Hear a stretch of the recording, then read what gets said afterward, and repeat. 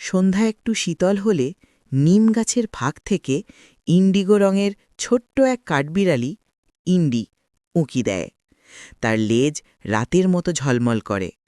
জুঁই ফুলের একটি পাপড়ি থেকে নীলা নামের ক্ষুদ্র এক পরী ডানা মেলে বেরিয়ে আসে। হ্যালো ইন্ডি, সে গেয়ে ওঠে। ঠিক তখনই রোজা নামের এক ছোট মেয়ে হেঁটে যায়। হাই নীলা, হাই ইন্ডি, আমরা কি খেলতে পারি? রোজা জিজ্ঞেস করে। হ্যাঁ, নীলা হাসি মুখে বলে। আর এক জাদুকরি টোকায় ইন্ডির লেজ বাতাসে ঝলমলে নীল রেখা এঁকে ছোট্ট এক আকাশ তক্তা বানিয়ে ফেলে। রোজা সামনে বসে, ইন্ডি হাল ধরে। তারা আম গাছের শেকড় আর নরম বালুর ওপর দিয়ে মসৃণ ভেসে চলে।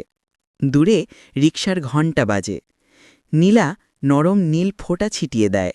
ফোঁটাগুলো ফেটে ইন্ডিগো বুদবুদে বদলে যায়। তাদের চারপাশে খুদে চাঁদের মতো ঝিলমিল করে। তারা টিনের ছাদ আর ধান ক্ষেতের ওপর দিয়ে উঠতে উঠতে এগোয়। ইন্ডির লেজ বাতাসে নীল জোনাকি জ্বালিয়ে দেয়, আর রোজা তার নীল ফিতা বাতাসে বেঁধে দেয়। সেটি তাদের জাদুর ঘুড়ি নৌকার জন্য লম্বা উজ্জ্বল একটি লেজ হয়ে যায়। কি সুন্দর এক অভিযান!